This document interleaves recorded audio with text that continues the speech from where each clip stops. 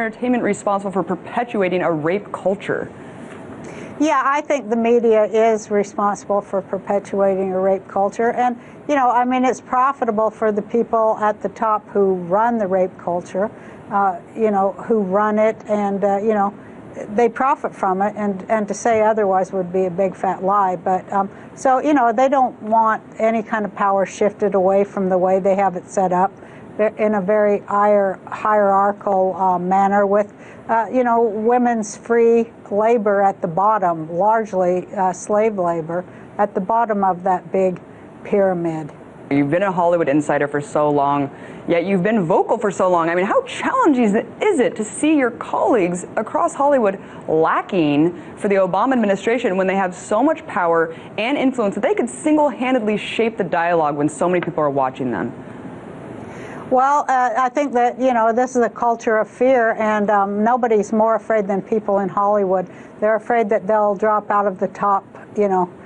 They're afraid that they'll drop from the bottom of the pyramid, maybe to the middle of the pyramid. But you know, they're the ones. Hollywood is the one that keeps all this power structure and all this culture of racism and sexism and classism and genderism and all of it in place. They continually feed it, and they make a lot of money doing it, and they do it at the behest of their masters who run everything. So, you know, they're not going to get brave enough to do that. I mean, I think that there aren't many of us who are brave enough to do that. And I'm just, you know, I'm lucky that I can do it, and I feel that I do it on behalf of many people in Hollywood too.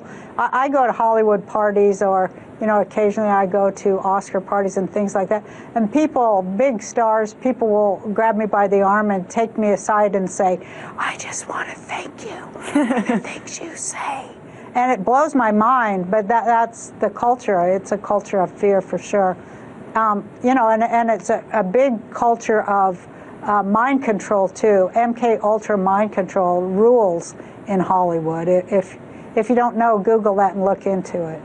Well, we've talked about Operation Mockingbird, MK Ultra mind control stuff from, I mean, this goes back decades and decades. But Rosanne, I mean, do you know people have been blacklisted? I mean, is it just kind of a self-censorship in Hollywood, or do people actually get edged out if they are too much against the grain? Yeah, it's self-censorship after a while, but it's not just a crazy self-censorship. It's self-censorship because there's actually a danger that you will never work again.